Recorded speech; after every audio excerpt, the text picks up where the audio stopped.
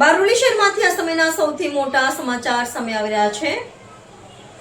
બારડોલી નગરપાલિકાના ward number 6 માં આવેલા એક કોમન પ્લોટ પર ગેરકાયદેસર કબજાનો વિવાદ હવે ચરમસીમાએ પહોંચ્યો છે। સ્થાનિક રહીશોનો રોષ ફાટી નીકળ્યો છે અને મામલો એટલો ગંભીર બન્યો છે કે મોટી સંખ્યામાં સ્થાનિકોએ નગરપાલિકા કચેરીએ દોડી જઈ ચીફ ઓફિસરને લેખિત આવેદનપત્ર પાઠવ્યું છે। બારડોલીમાં કોમન પ્લોટ પર કબજાનો વિવાદ ઉગ્ર બન્યો। વોર્ડ નંબર 6 ના રહીશોએ નગરપાલિકા સમક્ષ ન્યાયની માંગ કરી। બારડોલી શહેરના મદીનાનગર અને આશિયાનાનગર મેઇન રોડ નજીક આવેલા કોમન પ્લોટ પર કેટલાક માથાભારે ઇસમો દ્વારા કથિત રીતે ગેરકાયદેસર કબજો કરવામાં આવતા સ્થાનિક રહીશોમાં ભારે રોષ ફેલાયો છે। મામલો ગંભીર બનતા વોર્ડ નંબર 6 ના મોટી સંખ્યામાં રહીશો એકત્રિત થઈ બારડોલી નગરપાલિકાના ચીફ ઓફિસરને લેખિત આવેદનપત્ર પાઠવી તાત્કાલિક કાર્યવાહી કરવાની માંગ કરી છે। રહીશોના જણાવ્યા અનુસાર આ કોમન પ્લોટ વિસ્તારના લોકો માટે જાહેર ઉપયોગની જગ્યા તરીકે અનામત રાખવામાં આવ્યું છે। તેમ છતાં કેટલાક તત્વો દ્વારા પ્લોટ પર મનસ્વી રીતે કબજો જમાવવાના પ્રયાસો કરવામાં આવી રહ્યા હોવાનો આક્ષેપ કરવામાં આવ્યો છે, જેના કારણે ભવિષ્યમાં વિસ્તારના વિકાસ કાર્યો તેમજ જાહેર સુવિધાઓ પર અસર થવાની શક્યતા ઊભી થઈ છે। સ્થાનિક લોકોનું કહેવું છે કે આ જ સ્થળે ભૂતકાળમાં પણ ઊંડો ખાડો ખોદવામાં આવ્યો હતો। તે સમયે માટી ધસી પડવાની ઘટના સર્જાઈ હતી, જેના કારણે આસપાસના વિસ્તારમાં નુકસાન થયું હતું અને રહેવાસીઓમાં ભયનો માહોલ ઊભો થયો હતો।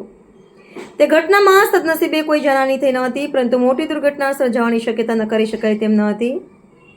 રહીશોએ ચીફ ઓફિસરને આપેલા આવેદનમાં જણાવ્યું છે કે જો સમયસર કાર્યવાહી નહીં કરવામાં આવે તો ફરી કોઈ અનિચ્છનીય ઘટના બનવાની શક્યતા છે।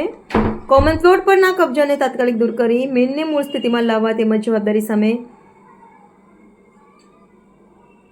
કડક કાનૂની પગલાં ભરવાની માંગ કરવામાં આવી છે। આવેદનમાં આપવામાં આવેલા રહીશોએ જણાવ્યું કે વિસ્તારના લોકો લાંબા સમયથી આ સમસ્યાનો સામનો કરી રહ્યા છે, પરંતુ હજુ સુધી કોઈ અસરકારક કાર્યવાહી કરવામાં આવી નથી, જેના કારણે લોકો દ્વારા નારાજગી વધી રહી છે। જો યોગ્ય ન્યાય નહીં મળે તો આગામી દિવસોમાં વધુ ઉગ્ર આંદોલન કરવાની પણ ચીમકી ઉચ્ચારવામાં આવી છે। હાલ સમગ્ર મામલે બારડોલી નગરપાલિકા દ્વારા શું કાર્યવાહી કરવામાં આવે છે તેના પર વિસ્તારના રહીશોની નજર મંડાઈ છે। સ્થાનિક લોકો તંત્ર પાસેથી ઝડપી અને પારદર્શક તપાસની અપેક્ષા રાખી રહ્યા છે।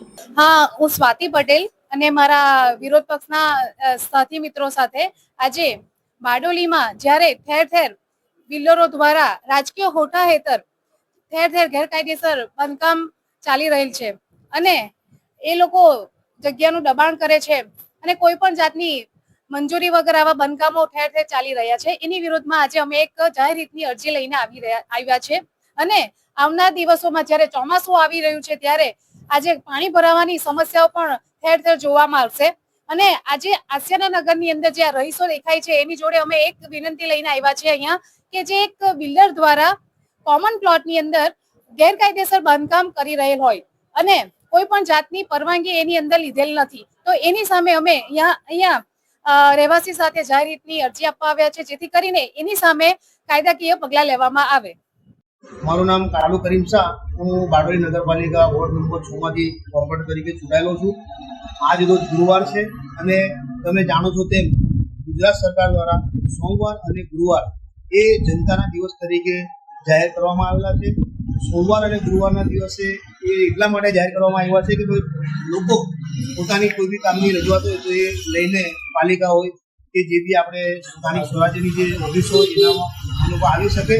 અને તમે જુઓ છો તે આજે બારડોલી નગરપાલિકાની અંદરમાં હું કાઉન્સિલર તરીકે મારા સાથી કાઉન્સિલરો સ્વાતિબેન છે, કેવીબેન છે, સુમિત પટેલ છે, અમે લોકોની એક રજૂઆત લઈને અહીંયા આવ્યા છીએ અને તમે જુઓ છો તેમ જે પાલિકાની અંદરમાં કોઈ પણ અધિકારી અહીં હાજર નથી અને જે સરકાર દ્વારા જનતા દિવસ જે પ્રસિદ્ધ કરવામાં આવેલો છે એનો હેતુ આજે અમને દેખાતો નથી। એ હું આપની જાણ ખાતર કહું છું ને વિનંતી કરું છું સરકારને ને સ્થાનિક જે પદાધિકારીઓ છે કે આ ભલે તમે આજે હાજર નથી પણ આવનારા દિવસોની અંદરમાં સોમવાર અને ગુરુવાર જે જનતાના જાહેર દિવસો તરીકે જે જાહેર કરવામાં આવેલા છે એની અંદરમાં તમે ખાસ હાજર રહેજો કે છૂટાયો હતો। અને અમે તો લોકોની વચ્ચે રહેતા કાઉન્સિલર છીએ, અમે નથી ઓફિસમાં બેસતા કે નથી ઓફિશિયલ છીએ, અમે તો લોકોની સાથે લોકોની પડખે રહેલા અમે કાઉન્સિલર છીએ।